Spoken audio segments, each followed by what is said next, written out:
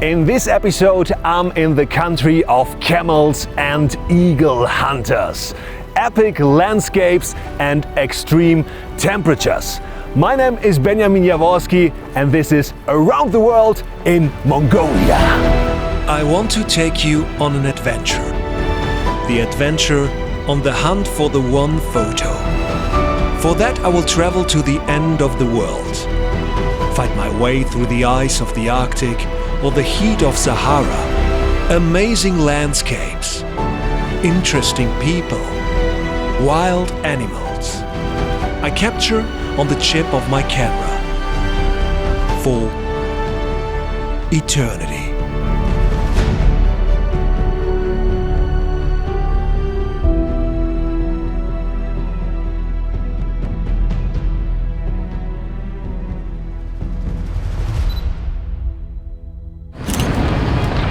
My journey begins in the capital of Mongolia, Ulaanbaatar, with 5A, or as the locals say, UB.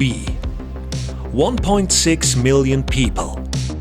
That is half of Mongolia's population in just one city, where traditional nomadic life meets modern life. I'm here in September, late summer. Around 20 degrees Celsius plus right now, but just in a few weeks, temperatures will drop below zero again. Mongolia, a land of extremes. For more than 2 weeks, cameraman Ludwig and I are on a road trip with 3 off-road vehicles and a small travel group organized by the German photographer and Mongolia expert Max Münch, who organizes tours here. We cross Mongolia from one end to the other, a country 4 times the size of Germany, where I come from. We travel to the Gobi Desert in the south, on the border to China, all the way to the north, close to the Russian border, near Kazakhstan, to learn about the ancient tradition of the eagle hunters. Extreme distances, almost 2,700 miles. That is roughly the distance from LA to New York. About 50% off-road. What that really meant was hard to imagine at the beginning of the journey. While I'm speaking, we have already covered nearly 430 miles in the video and reached our first stop.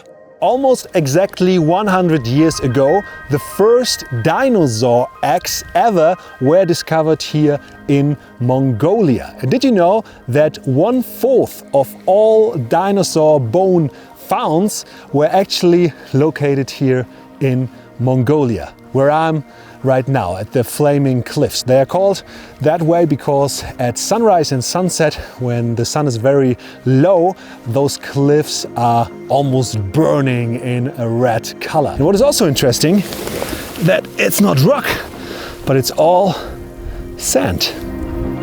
The landscape reminds me of the Grand Canyon in the US, although this feels more like a small canyon. It's kind of an optical illusion when you're standing up here, because you think when you look over the landscape that you are maybe 100 meters, even 200 meters high, but actually it's just maybe 10 or 15 meters high, because the landscape is so endless and all those little bushes that are maybe just that tall look like giant trees, and all those little creeks, those rain streams that dried out look like real big river streams, like from a drone or like an aerial shot.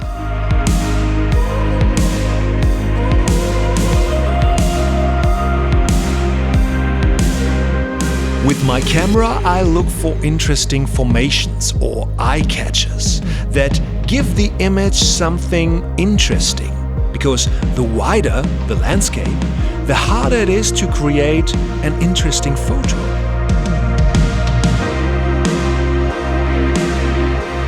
I tried it with a little tree that almost looked like a bonsai tree, but I didn't like that shot too much because there was not that much of the cliffs then in my frame. So what I looked then for in the landscape, in the cliffs itself, is some interesting formation. And I found here right next to me that interesting column coming up actually from the bottom, or a ridge that almost fell completely down. And this is now my main subject in the photo I capture. And it doesn't matter if you take it with a smartphone now, maybe an ultra wide angle HDR, or if you take it with a real camera. I capture it now Jaworskyj style with a graduated filter. That is this glass thing here in front of my lens, and it actually makes the sky darker. But I don't know if it's working out. I have to wait now for the right moment. And my rule of thumb is the right moment to photograph in the sun is when you can look with your bare eye in the sun without sunglasses, without shades, and it does not hurt. When it's not hurting and you can look directly in the sun, then the sun is not as strong anymore, and then you can actually take great photos as well. When it's hurting in your eye, the sun is too high. You can actually write that down. When it's hurting in your eye, the sun is too high. So I wait for the right moment, and right now it's maybe one finger above the horizon, and this is the time when I start now to take the photos. So let's go. Beautiful warm light, and the optical illusion is epic. With my glass filter in front of my lens, I darken the sky to balance the brightness and create a more balanced image.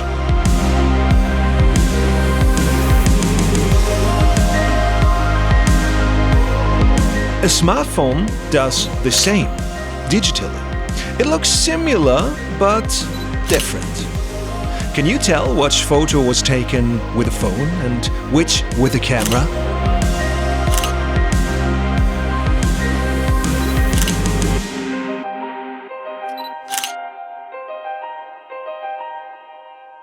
Night falls, and the next day we drive another 560 miles through Gobi Desert. The car we're driving in is a Russian car. I did not know the brand before. It's called UAZ. Whoa! And it's quite common in Mongolia. It has no radio. It's a very simple car, but it has four-wheel drive. The shift knob here is completely loose. So when I want to shift, it's super sloppy in my hand and always making that strange sound. And the wiper fluid that is usually spraying on the windshield is broken, so it does not work, or the tank is broken. I don't know, we refilled it, but it does not work. So when it's super dusty like it is right now, and a little bit of rain, I cannot clean the windshield because otherwise it's just completely smeared. I tried it and I had to stop and had to clean it myself because otherwise I would not see anything. And the road is pretty challenging. It's not off-road actually, it's on-road, because this is an official road here in Mongolia we are currently driving. Completely out of mud and rocks, but yeah, it's also quite adventurous, I would say. But great Russian quality! I love this car! I would love to show you everything exciting that happened during those 560 miles, but truth is, I've never experienced anything like this before. To the horizon, just nothing. Like an endless sea of flat land. Gobi Desert is not quite what I expected, and honestly I did not really expect anything, and that's why it's maybe that way.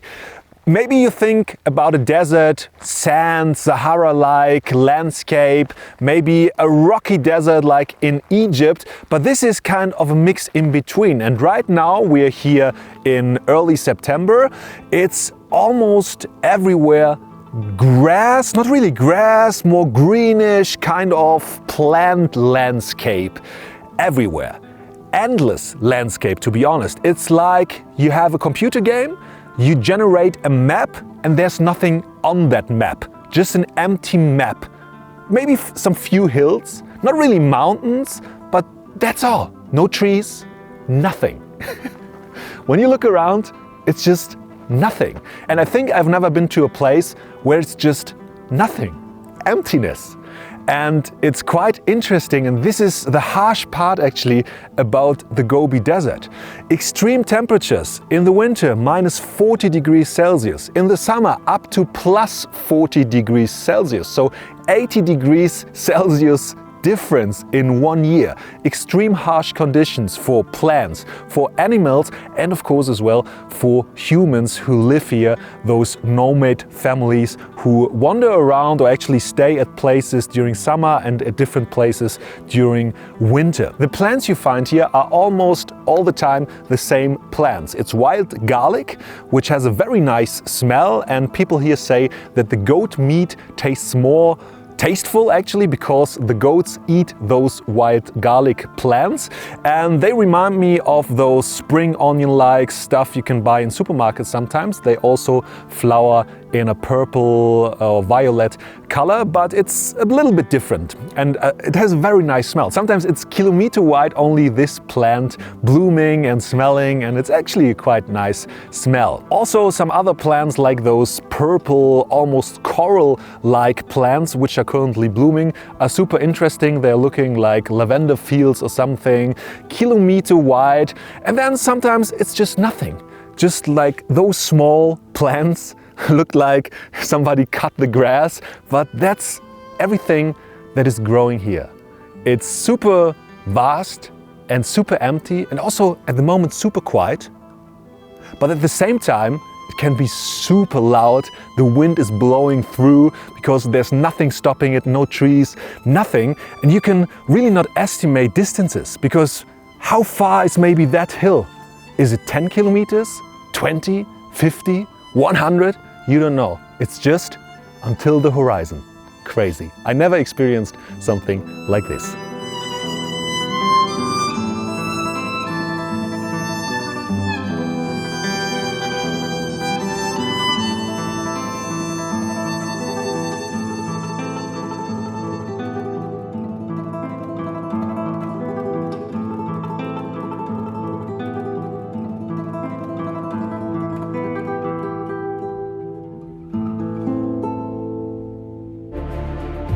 We see something like an island in the distance, with a path winding through it, and the desert begins to change. As the mountains recede, a belt of sand appears. It lies in front of us like a protective wall. A test for both us humans and our equipment. Out here, no road assistance is coming to get you. Sand drifts on the road are like powder snow. I'm here at the border to the Gobi Desert sand dunes. They are giant, 300-meter high sand dunes right next to me. And what I find is very interesting is that everything here in the front is green, lush green landscape, but then suddenly those big sand dunes come out of nowhere. And the wind is quite strong. You can see here with my drone. It's not on, it's just the wind. Crazy, huh? Can you hear that? And I will actually let the drone fly in just some minutes, because I want to capture that red rock here behind me. It's looking like a volcano coming out of the ground, but it's actually not a real volcano. But I think it's quite interesting from up in the air to capture that shot with the big dunes behind it. And I cannot capture a nice perspective here from the ground, so I will try it from the air. I have no idea if it will work out, but you will just see in some seconds.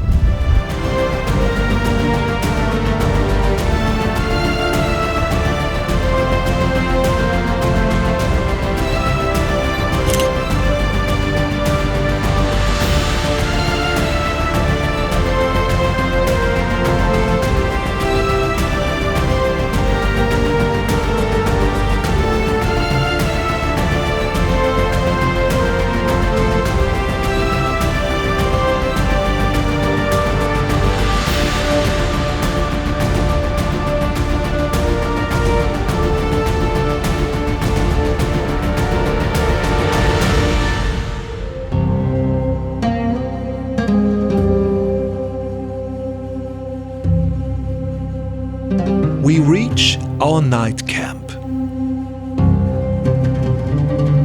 and climbed the dunes early the next morning.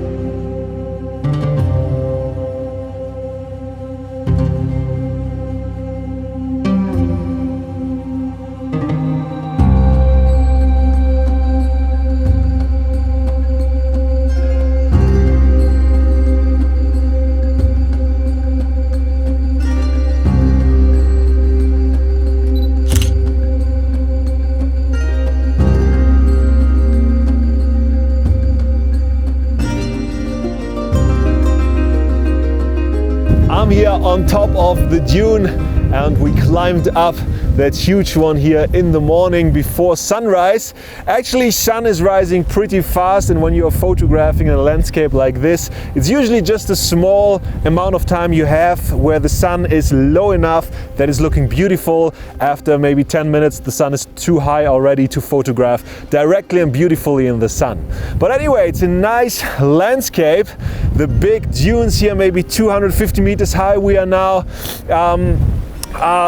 coming directly next to the green landscape. There's water. I did not expect that actually to have water right next to that big dune here, but there are some, almost lakes, you can say, a river flowing by, and on the other side you have those very steep, rugged mountain, just rocky. So rocky, sandy and greenish landscape right next to each other.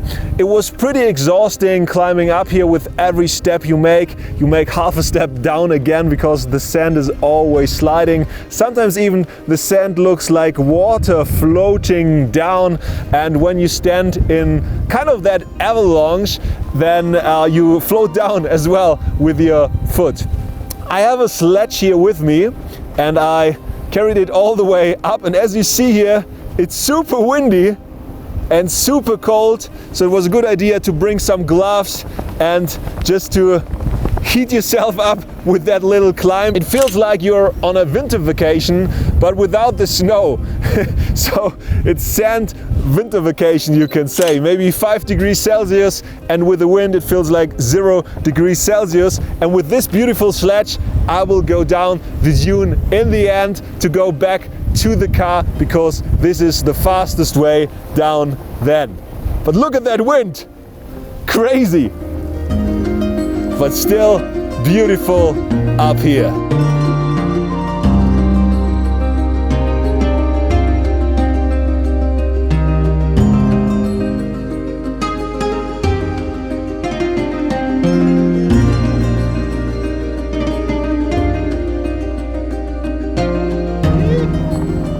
Somewhere in Mongolia, sliding down a sand dune in Gobi desert on a green plastic sled was not on my bucket list.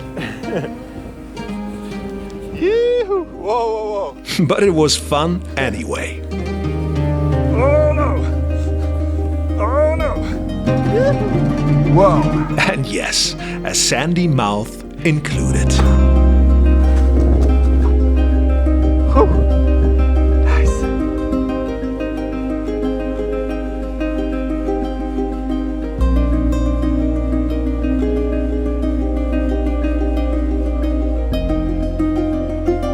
In the evening, we head back into the dunes. This time, we are riding between humps, 2 humps that sway like a boat on the waves of the ocean. If you're wondering if these are the same camels as in Egypt, no. The ones here with 2 humps are called Bactrian camels. They cope well with extreme cold and temperature shifts, like here in Mongolia. The camels in Egypt can handle intense heat and have only 1 hump. By the way, the humps store fat, not water, energy. The colder climate means twice as much energy reserves.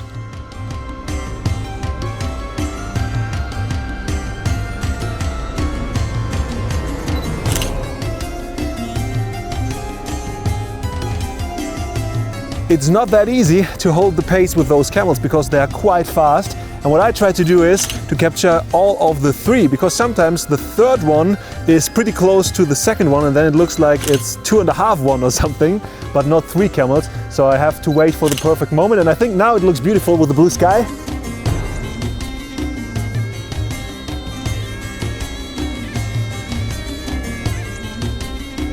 The moon has just came up behind that dune and he's there with his camels on the ridge of that dune with the moon behind it rising. Perfect conditions, so I take a longer lens and then have the camels on the ridge with the moon behind it. Perfect shot.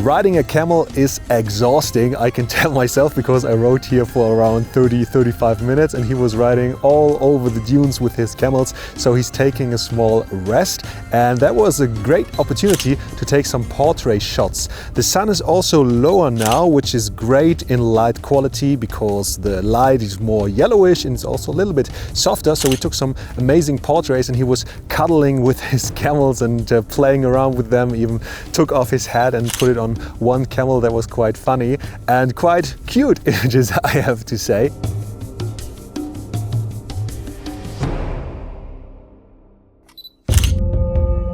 For the nomads, the camels provide meat, milk, wool, and serve as pack animals. Along with goats, horses, and yaks, they are the few animals that can survive this extreme climate and are essential for nomadic life. Would you have thought that there are camels in Mongolia?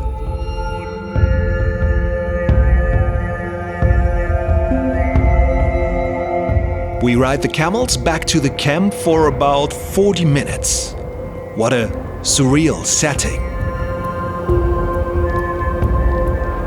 Only the wind and the sound of the camels breathing.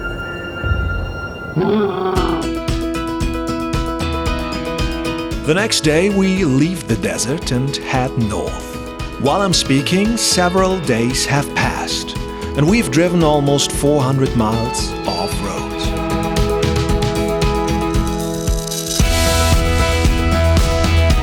Apart from a river crossing, nothing really special happened.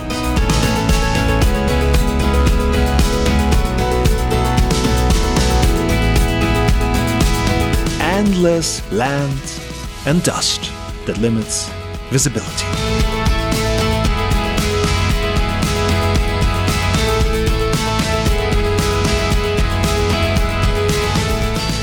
Eventually, we arrive at a yurt, or a gear as it's called here, standing truly in the middle of nowhere.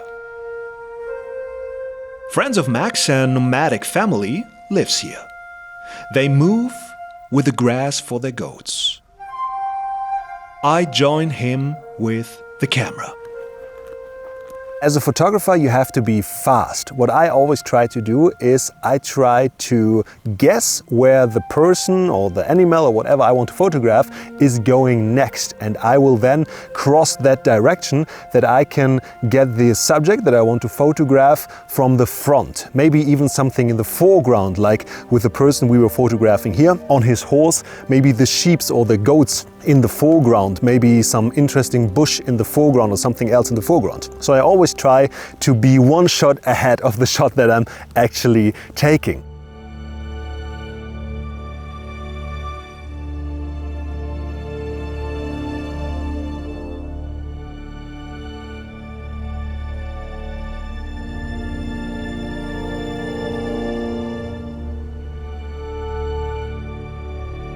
He now just went on his horse and I tried to photograph the whole process while he's bringing the whole herd back to his hut.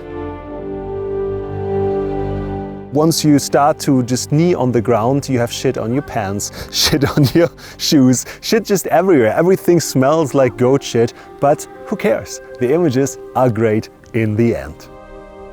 I'm now part of the herd.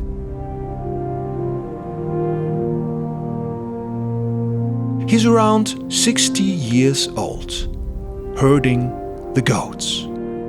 I like to photograph people, observing, learning, and then capture it.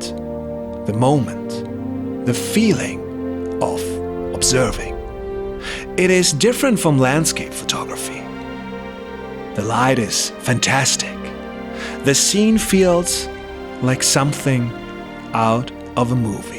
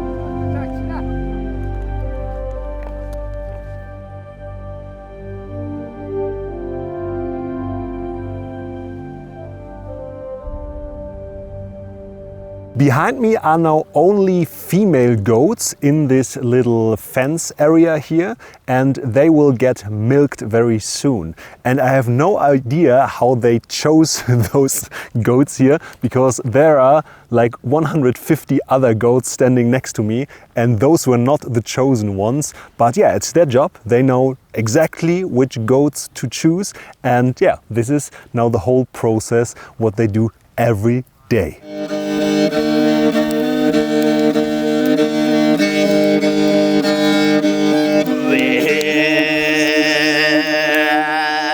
In the evening, visitors join us by the fire. One of them shows us what Mongolian throat singing is like. The sound he produces feel out of this world.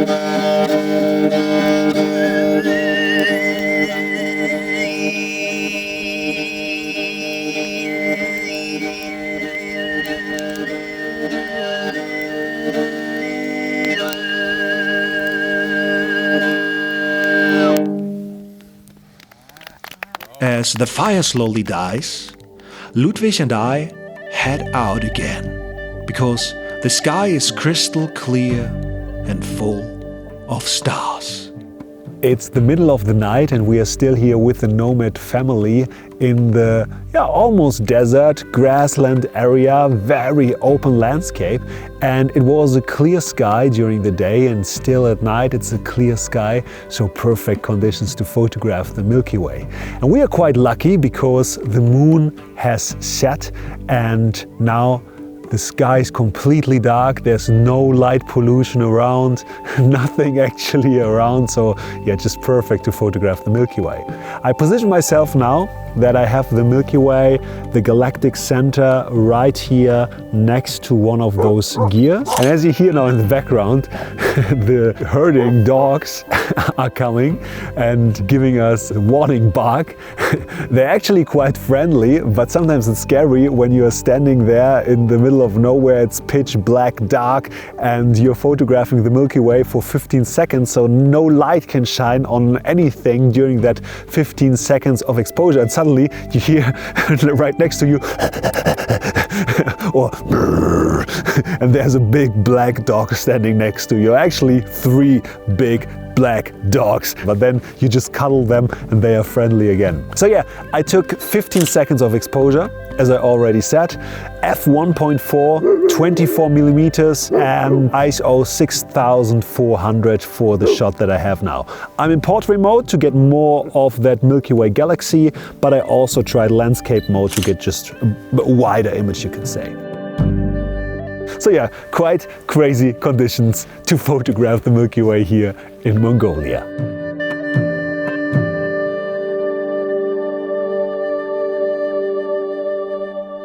Hey, I hope you enjoyed the video so far, and maybe you realized it, I turned off the YouTube ads, because nowadays I find it as a viewer myself quite annoying to get interrupted every 3-4 minutes with a random YouTube ad. So this is the only ad you will see to cover our costs here, and today's sponsor of the video is Hawkland Photographers Clothing. I will tell you more about this unique brand and their products in the end of the video. And now a quick video from my colleague Simon D'Autremont. Hi, I'm Simon D'Autremont and I'm photographing grizzlies in my favorite photography jacket made by Hawkland. It comes in 3 different layers which you can combine together in 7 different ways. It's amazing to keep me dry, warm and comfortable, and for those of you who've been out shooting wildlife, you know layers are so important, as changes in conditions can make you want to change what you're wearing, and it's nice to have great product that comes in different layers that you can mix and match depending on the conditions. It also has a built-in photo bag, and it also has built-in pouch for your lens cloth. It's amazing innovation for photography. Hawkland Photographers Clothing. I would have loved to learn more about the nomad's life, but our goal is the eagle hunters, and there are still almost 500 miles ahead of us. This time on a real road, which has not existed for very long.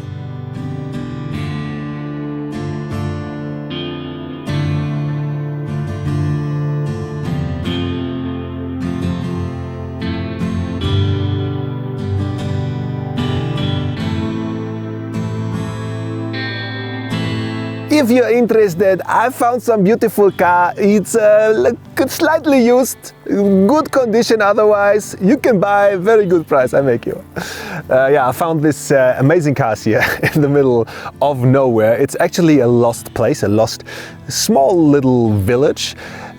Years ago there was the main road leading here through that village. It's actually just a gravel road, but that was the main road. But now there's another main road, a real paved asphalt main road, like maybe 6-7 kilometers in this direction. And this is why they gave up this village completely. There's only one person living there in his gear. Some dogs are running around, but beside that there's nothing left. Except of these beautiful car wrecks here beside me. Amazing to photograph, amazing to look at. I like, as a photographer, maybe as a photographer I'm kind of weird, but maybe you can also relate to this. I like old and rotten stuff in some way, like those old car wrecks, old buildings, those time just passing. You can see it on those buildings, cars and other stuff lying around here, just rusty cans. There's also some weird stuff going on here when you look at those stuff. So when I would be here at night, it would be kind of scary, but now it's around noon, so it's not that scary. There are some knives laying around, there are bones everywhere, there are even skulls lying around, animal skulls from a goat or something, which looks kind of scary, and even some bones are in the car. So what I try to do is I try to photograph the cars by itself, then the bones as details in the car, and then also like the goat skull lying around just in the desert with the mountain in the background. It's just beautiful looking. I don't know if beautiful is the right word, but it's interesting looking. And I as a photographer like interesting things. So yeah, it's a very interesting place to photograph. And I think the bones lie in there because of the dogs running around here. So they might get some dead animal and then just eat off the bone and just leave it in the car because the car is maybe more comfortable. But that's just guessing. Maybe there's also some scary stuff going on in this place.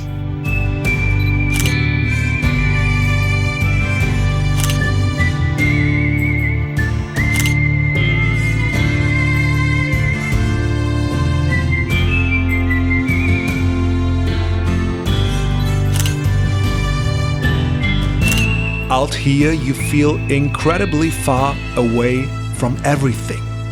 This is not a place ruled by humans, but by raw nature.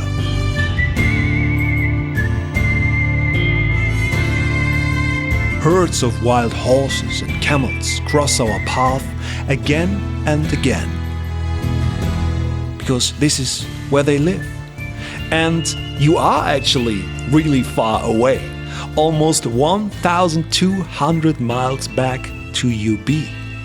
If something happens, the next village is hours away, and hotels are very rare.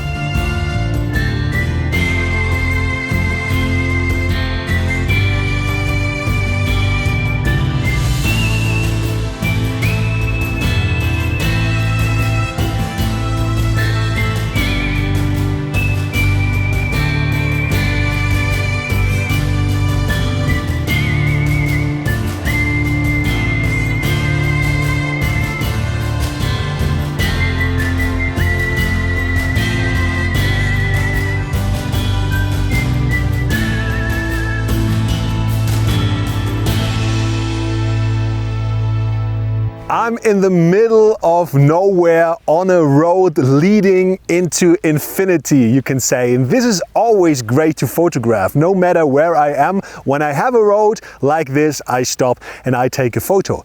And I not only look for the road itself as a nice leading line. I'm standing right here in the middle, of course. Take care that you don't get hit by a car or something, but here's literally nobody coming. And this is just great for photography. I'm not only looking for the road itself, but I'm also looking for signs, street signs. And who might know me knows that in every country where I am, I usually photograph those signs because they're different all over the world. And even though this is a sign with a cow, which might not even be a cow, but maybe a yak, because here are more yaks than actual cows as we know cows, it is still looking different. It's a different shape and the animal looks different. And it's just interesting to photograph it because when you look at the image then and you have that specific sign for that specific country, you know, oh, it's from that country. And actually this road here is a quite good road. It's the best road we've been on so far. It's very smooth and no big holes on it. I photographed this now with a real camera, 35mm with that sign, but you can also take that shot on a smartphone, no problem, because it's pure bright daylight.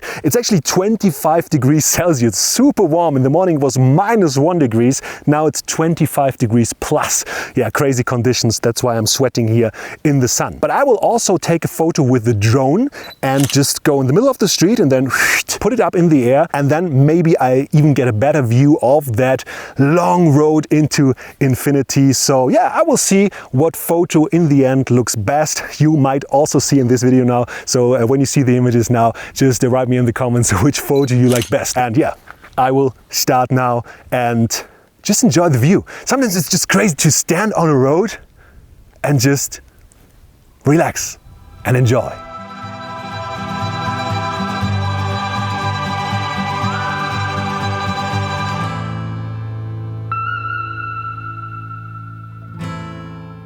Every few days we stop in a larger settlement to refuel and buy water and food. We are lucky to spot a flat tire early and can change it without issues. A broken cooler on the Land Cruiser also gets fixed with 1 day delay. Fingers crossed that we stay lucky.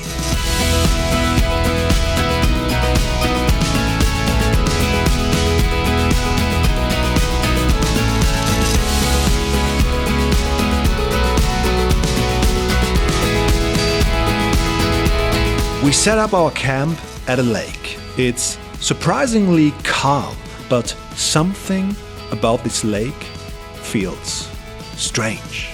The interesting thing is, just like some other lakes here in Mongolia, it's not a freshwater lake, it's a saltwater lake. So you cannot drink this water. It tastes not super salty, but it also tastes not good. It's hard to describe. I just put my finger in, but it tastes strange. So I would definitely not recommend to drink this water. And beside that, there's just nothing here. And with nothing, I mean, it's strange to describe, but it's just like in the movie Interstellar, where they've been to some planet and there's just random water and some mountains, and that's it. No vegetation, no animals, maybe a bird passing by here. That's the only thing we saw here in the past few hours. And everywhere are those pebbles. And they are not like those pebbles we know in Germany, like those round ones, and sometimes there's a flat one that you can just perfectly throw in the water and make it jump on the water surface, but they are everywhere. All those pebbles are flat, so it's perfectly to play this jumping game here on the water. But beside that, it's quite tough to photograph here because it's beautiful, but it's nothing you can put in the foreground except of those rocks everywhere. And the landscape looks interesting, but it's far away, water everywhere. I think I've never been to a place that is that challenging actually to photograph alone. I mean, with the person and stuff, it's possible. But just the landscape alone, it's just so much landscape. It's like with an ultra wide angle and so much on it. It's tough to focus on anything specific because there is not anything specific. But it's a great movie set maybe for Star Wars, or yeah, just like movies Interstellar, some planet far away. But actually it's not far away, it's in Mongolia. Fun fact, even though that's a salt lake, Mongolia is not connected to the sea. It's only surrounded by landmass. It's so quiet. No birds, no crickets, no bees, no rustling leaves. Only the sound of water lapping and gravel rattling. I take a few photos, but mainly use the calm evening to recharge my energy for the coming days. The constant driving takes its toll, and we are close to our destination, the eagle hunters, and I want to be fit for that.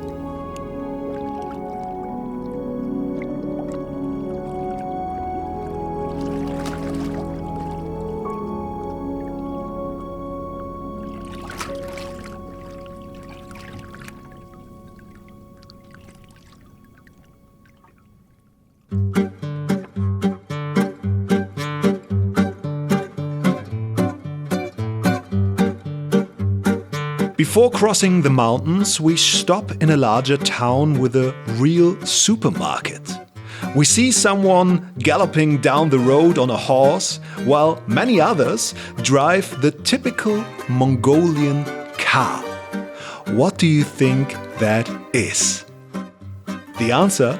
Compared to a horse, it's incredibly modern. Everyone drives an electric car, and especially a Toyota Prius. I don't think there's any country in the world that has so many Toyota Prius like here in Mongolia. And I like it, because it's quiet and efficient, but not the most beautiful.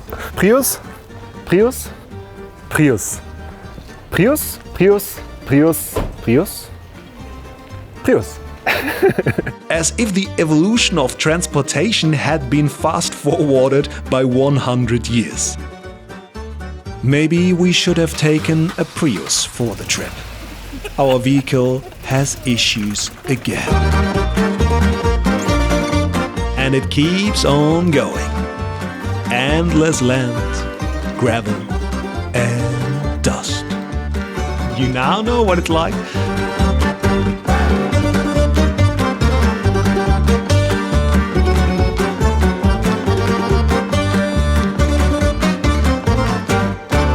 We head over a mountain pass toward Russia, with tall mountains and completely different landscape, almost like Canada or Alaska, with everything that comes with it.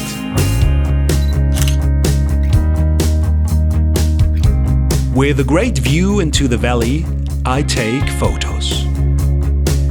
The lake where we will camp tonight is already visible on the horizon. But first the car has to start again.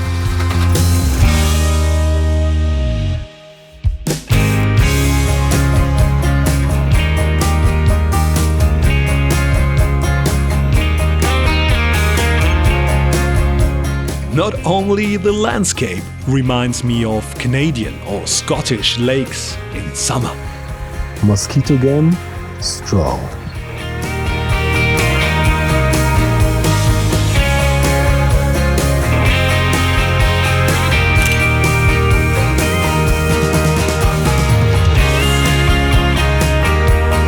For me, this is the first real landscape photography day of the whole journey.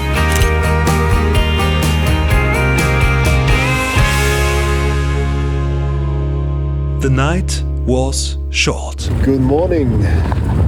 Cozy camping, they said. Until you have strong wind. Yeah, it's quite scary laying in a tent and the wind is pounding from all sides.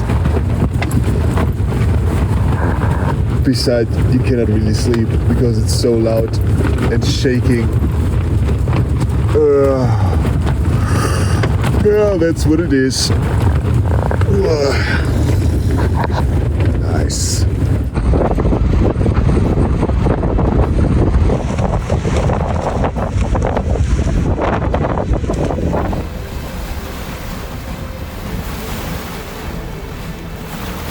Good morning from windy Mongolia. Right next to me is not the ocean. As you might know already, there's no ocean in Mongolia, but this is also a lake.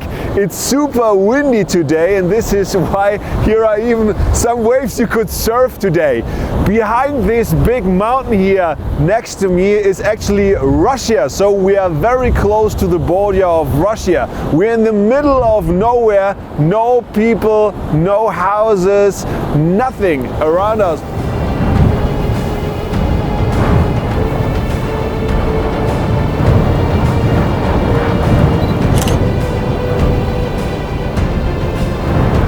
By now we are well practiced at setting up and breaking down our camp, but the wind today is tough. I really hope the weather doesn't stick with us. Almost 2,000 miles, only to end up with rain and wind at the eagle hunters. Come on! Slowly we crawl higher into the mountains on a rocky track with sharp stones. Many people think going off-road means regular driving just with off-road vehicles, but in reality you drive very slow, especially on a rocky mountain with steep cliffs, no phone signal and no tow service. If the car breaks down up here, or snow or rain turns the ground to mud, things can get dangerous.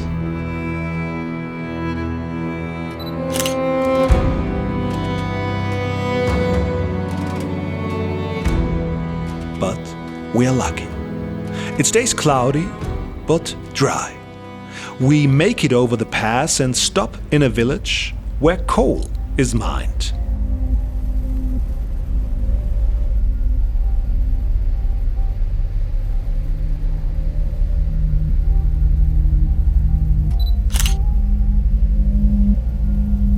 We just stopped in that mountain village, and I was told that usually kids are playing around and there's a bit of life going on, but actually right now it's nobody here. It's like a ghost town. I'm standing here in the middle of that sport basketball field. Behind me is a mosque, but nobody's around. There's one dog laying there, and when we arrived there were just those birds everywhere sitting. I don't know if those are eagle, they're quite huge, flying around, circling here, sitting next to that sport field. There's 1, 2, 3, 4, 5 of them sitting, watching me, and I don't know if people are watching me as well.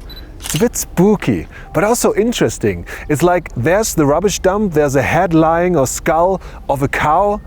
There are some chopped off feet from a cow lying there. There's a toilet, seems like. Some broken cars. It's a mix between a lost place and a beautiful little Mongolian mountain village. Great for the camera, but also a bit frightening.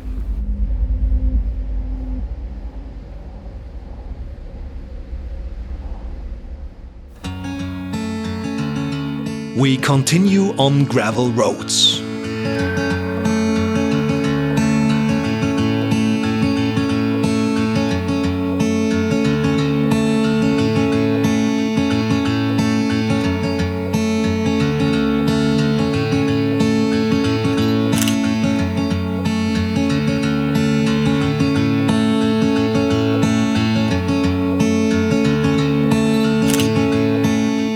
If you have electricity, you can charge batteries for cameras, smartphones and more. But what do you do when there's no electricity? For almost the entire trip?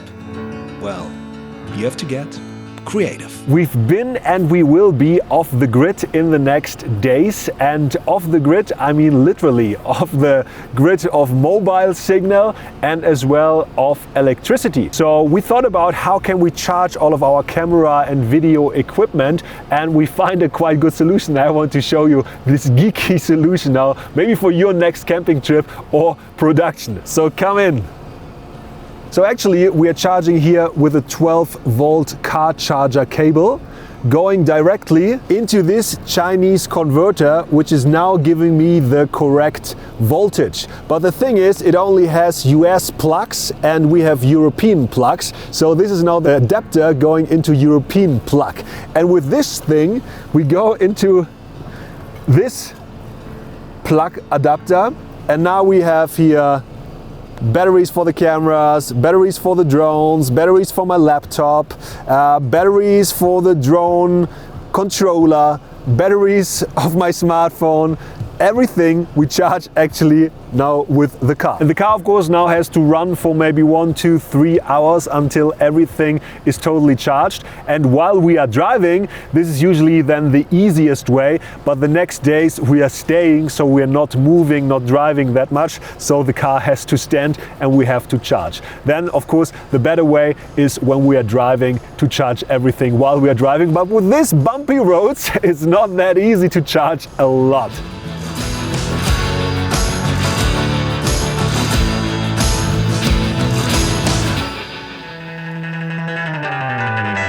The last gravel roads lie ahead.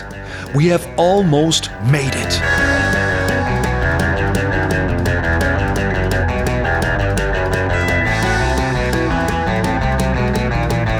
And then, a shock. The car we are driving in loses oil.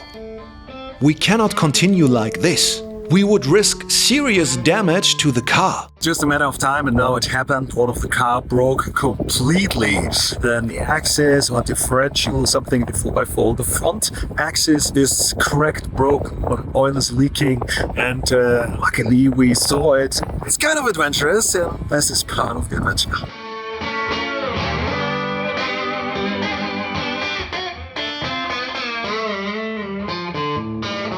We found a solution.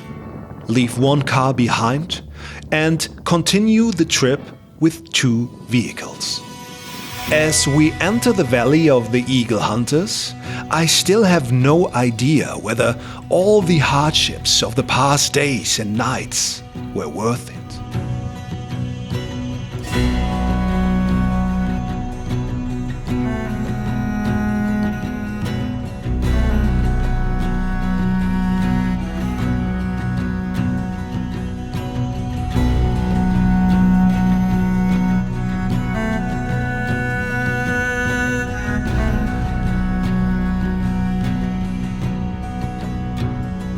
But after a short greeting, it becomes clear. This is going to be really good. We arrived at the village of the eagle hunters and we were already greeted by the small children, 3 in total, and the smallest one is 2 to 3 years old and he already is very proud of his huge eagle he can handle now himself. He's almost the same size like the boy. And we got a little demonstration here. It works like this. Usually the eagles try to hunt for foxes, so they get drilled, you can say, on fox meat, and they can then sense it from the air and only will attack the foxes because they are trained to attack the foxes, not the sheep, not the goat, nothing else, only foxes. And here now we trained with rabbit meat. So the eagle was set free, was flying around and then came down, but he's not really going down like phew, but he's very calmly gliding and then either way lands on the ground or in the hand or on the arm of one of the eagle hunters. And the children demonstrated now the show, and later we will go on some scenic spots here, maybe even with a horse, and then capture the whole beauty of this amazing tradition.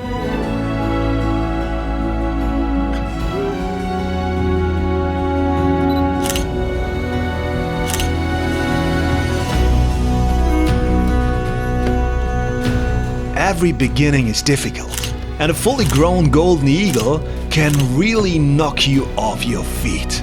The father is happy about this memory captured on camera, and the children are also excited about the cameras. Looking through the viewfinder, seeing the focus and the blur. That also fascinated me many years ago.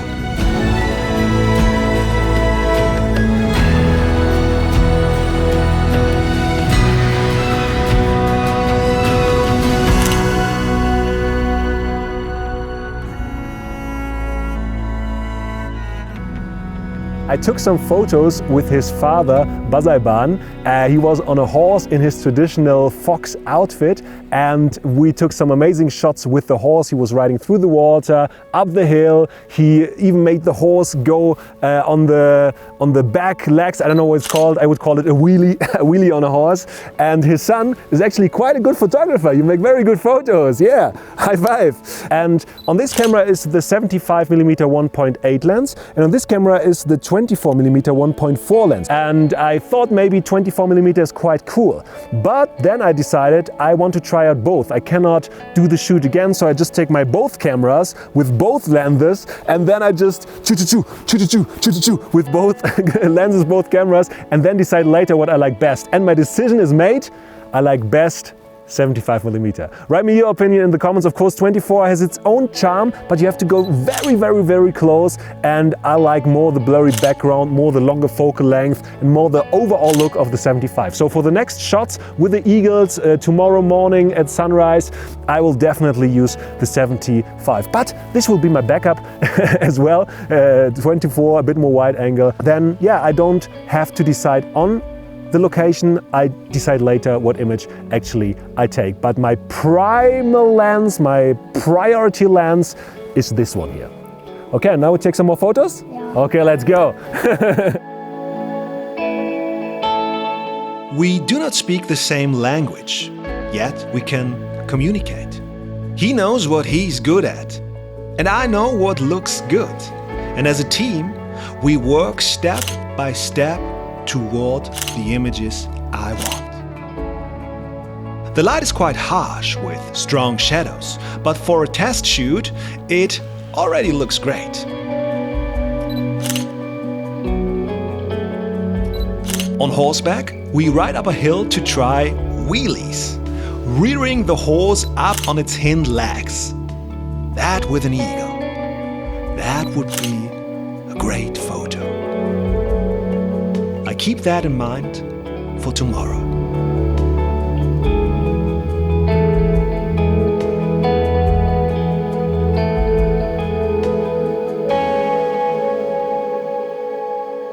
I just arrived at the village of the eagle hunters, and I will show you now how we live and sleep here in the coming days. So let's go.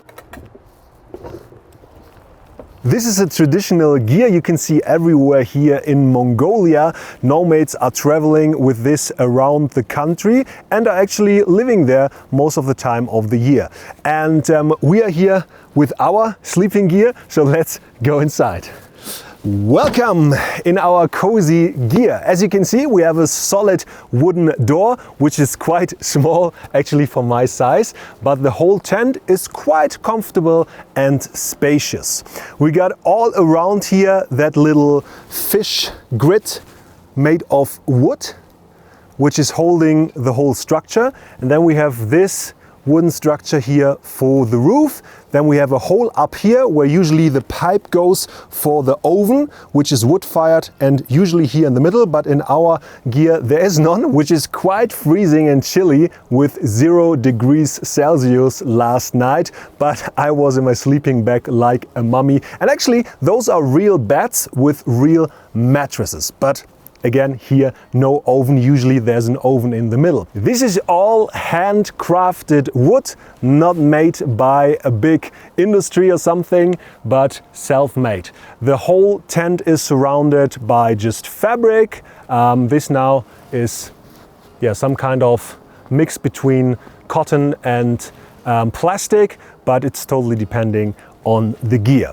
And yeah, people live here, people sleep here, people eat here, people celebrate here. Sometimes there are guest gears, which are a little bit more spacious, a little bit taller, but this is the regular size of a traditional gear where we have the honor to be here in the next few days. Жол жорғадай жолдан жолды таңдаған қартайса да жүрісінен танбаған қайран жастық дәуренім ай өлеңмен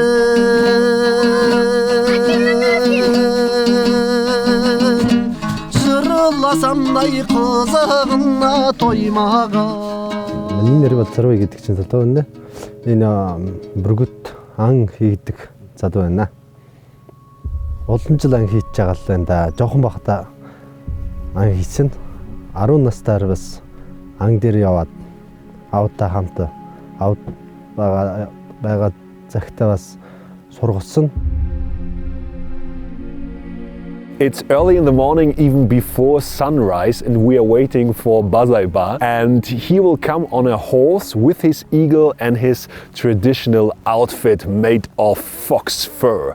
I'm really looking forward to shoot him here in this crazy landscape, mountains, river streams, some horses, some cows running around, some of those traditional huts here in the background. But I think he's a little bit late. Mongolian time, we said before sunrise, so hopefully he will show up in time, because the most amazing light I find to photograph people is before sunrise and after sunset. And it's quite chilly in the morning, there was ice everywhere, but as soon as the sun will rise, it will get a little bit warmer.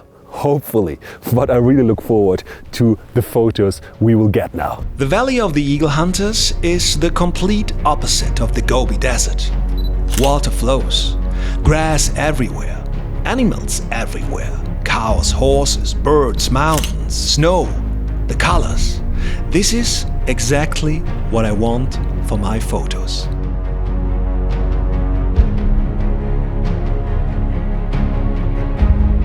In the distance, a rider appears. Baessler, with his eagle, fully dressed in fox fur.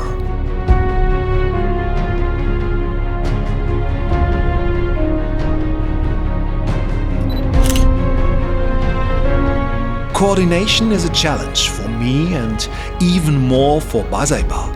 He guides the horse through difficult terrain, while always keeping an eye on his eagle. The bird weighs as much as 5 bottles of water. He carries that weight the entire time in the same hand, protected by a leather glove, while performing on his horse.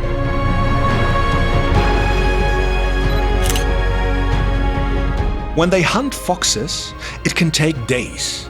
They ride along rocky mountains, sometimes just centimeters away from the edge. I try to shoot from low angles and wait for the right moment and perspective.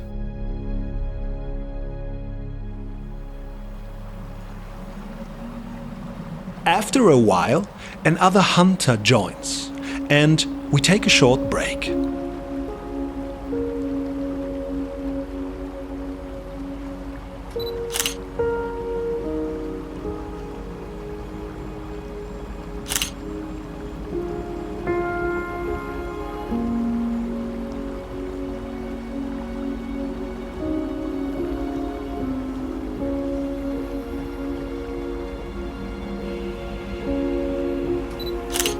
We try to capture the image from yesterday again. Horse rearing, wheelie, a 13-pound golden eagle in his hand in an absolutely epic landscape.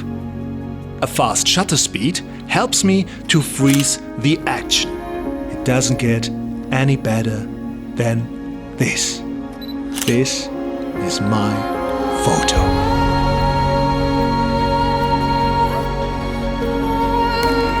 I spot a hill on the other side of the river and ask if we can photograph from up there. A third eagle hunter joins, and we cross the river.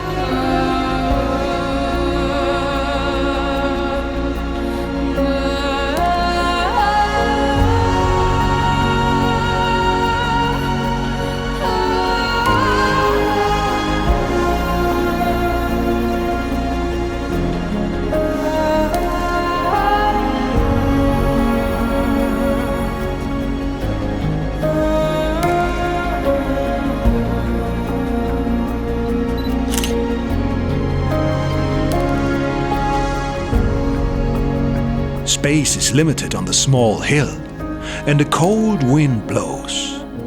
We cannot stay long. But anyway, I already have my favorite shot. This was one of the most amazing things I have experienced and also photographed in my life. It was just awesome. Those three guys in their complete outfit on the horses on top of a mountain with their hands up in the air with some eagles on the hands spreading their wings, and actually there were snowflakes coming down from the sky. How crazy is this? This landscape, nobody around, just endless beautiful landscape, even a mountaintop with some snow covered in the distance. It was just surreal. It's tough for me to actually process what happened. So yeah, now it's about choosing what image I like best, or what images I like best. I would think I've shot around maybe 1,000, 1,500 images of those eagle hunters, and I would say around 200 of them are good for my taste. And now I have to choose what I like best. That will be tough, but it was amazing.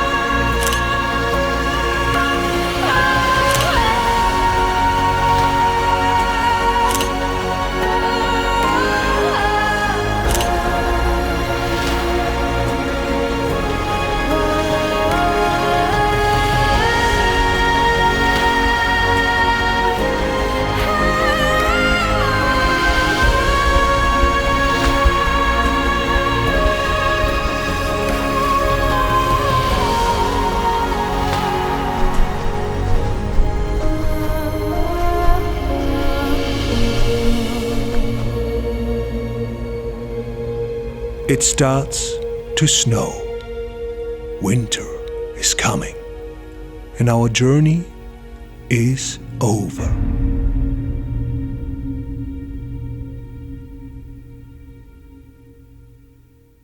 At least for the video, because the airport of UB is still 900 miles away.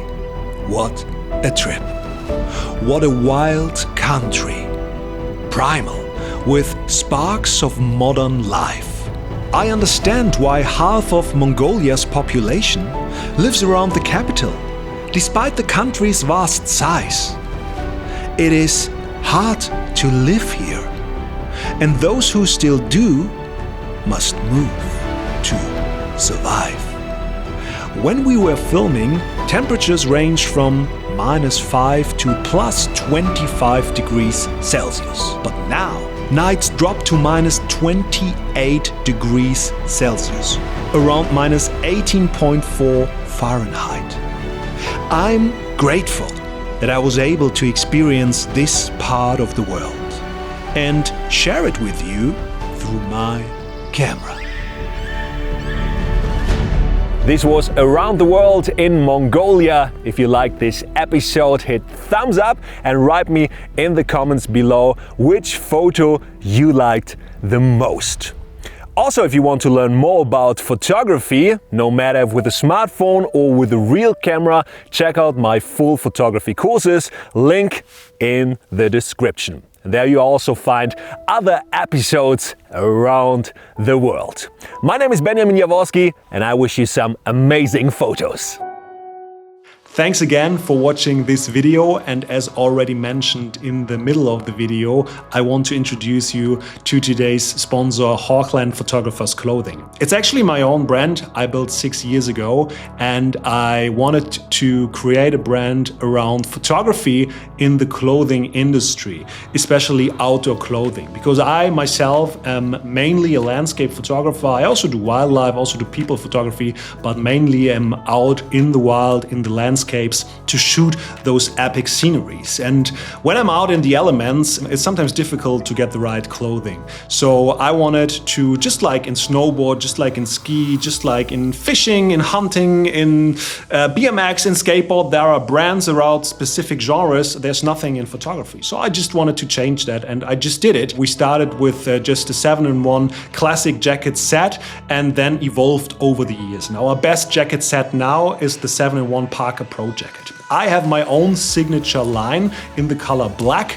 Albert Dross from the Netherlands, professional landscape photographer and Sony ambassador, has his own color red, and now brand new Simon D'Entremont from Canada has his old wildlife signature edition in the color olive. All olive, so all 3 layers in the jacket set are olive. And if you did not understand the concept so far, you get 3 jackets in one set, 3 jacket layers, a fleece jacket, a padded jacket, and an outer shell. And you can combine them in or wear them in 7 ways to be prepared for every weather condition, you can say. We had that on in super cold conditions, -20 degrees. We had that on in super rainy conditions, and also in those conditions like in Mongolia. In Mongolia, especially because I knew it's quite warm there as well, I did not bring my whole parka set with the outer shell, but a lighter jacket we also made with Hawkland as a test run, a lighter rain windbreaker jacket, but still I wore my fleece and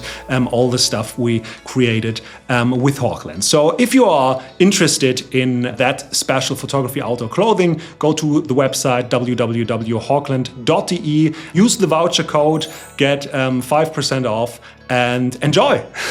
And I'm very humbled to have so many thousands of photographers nowadays wearing Hawkland all over the world, and yeah, getting the shots they want, they dream of, their photo with the clothing that we created here. So yeah, thanks again, and have a nice day and take some amazing photos.